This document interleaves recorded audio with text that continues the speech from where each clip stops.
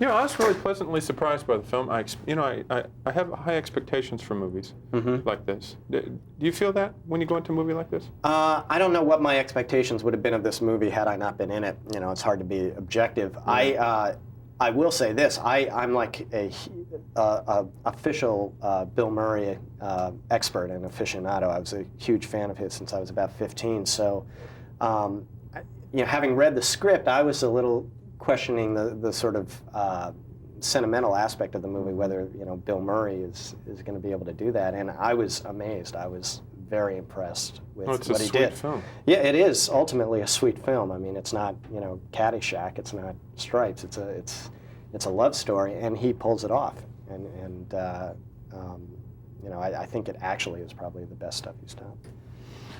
When you got this script, and you play a news photog. Right. And all of us are familiar with news photogs because we work with them all the time. And we know when it looks authentic, and we know, like in Hero, where it doesn't look authentic. Right. The guy shoots and talks the whole time. Right.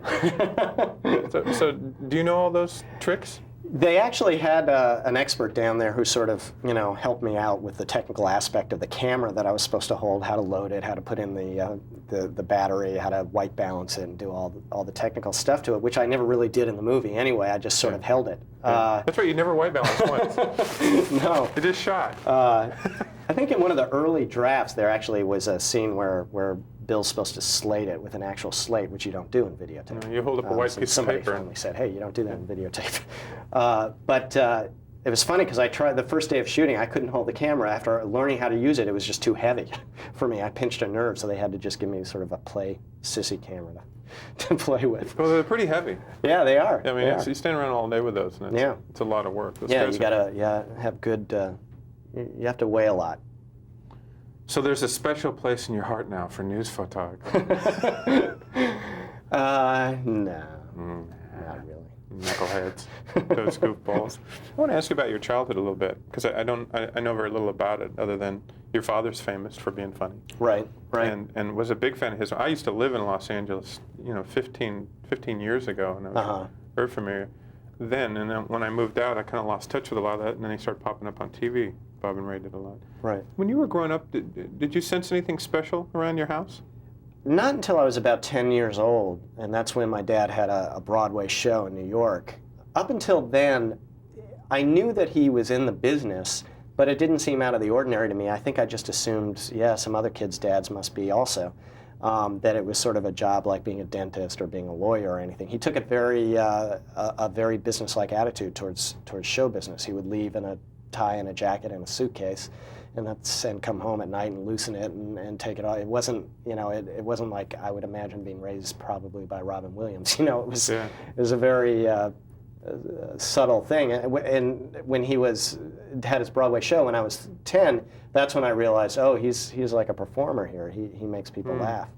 So he wasn't scatting all over all over the house. No, and he's not, you know, neurotic, and he's not, you know, doesn't have a dark side, and he doesn't brood, and he doesn't, you know, it's not, you know, the sort of standard idea that people have of comics. You have kids, don't you? Yes. You have 2 girls? 2 girls. I do too, 3 and 5. Wow. Mine are 5 and 2. Yeah. Pretty close. Yeah, very close. You know, and in a way, it'll be interesting to see, you know, whether they someday when they're asked this question. Yeah. You know, because I mean, you can make your home what you want to make it. It doesn't have to be a Star Trip in it. Well, my 5-year-old's aware of what I do, which I think is earlier than my experience, because of course she had to move to California for the TV show. She's had to come out to California quite a bit, which I never had to do with my dad. He at the time could do all his work in New York City. So it seemed a little more, I think it seems more show busy to my kids than it did to me. Do you pinch yourself every once in a while? Yeah, but that's just because of, you know, a skin condition that I have. I say that because, well, I do it too. I actually have shingles. I didn't want to, I'm just kidding. No, but Those are catchy. I say that because you're kind of, I don't know how to say this. You know, we all kind of feel a kinship with you. We're a little jealous, and we're all kind of like.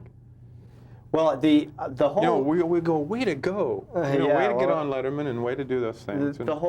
My whole character or persona was sort of this guy who just wanted to get on TV. Yeah. And that was sort of the joke at late night, was staff member Chris Elliott, you know, trying to get on TV. In actuality, I had to write comedy to do that. And so what looked like, you know, sort of passing for non-talent perhaps, or just the everyday guy, you know, just running onto the set, there was a little more thought put into it. And then I reached a point where I was on so much that I was getting calls from agents and stuff, and people who did expect me now to perform. So I had to move from just a writer who did really just want to get on TV to an actual performer.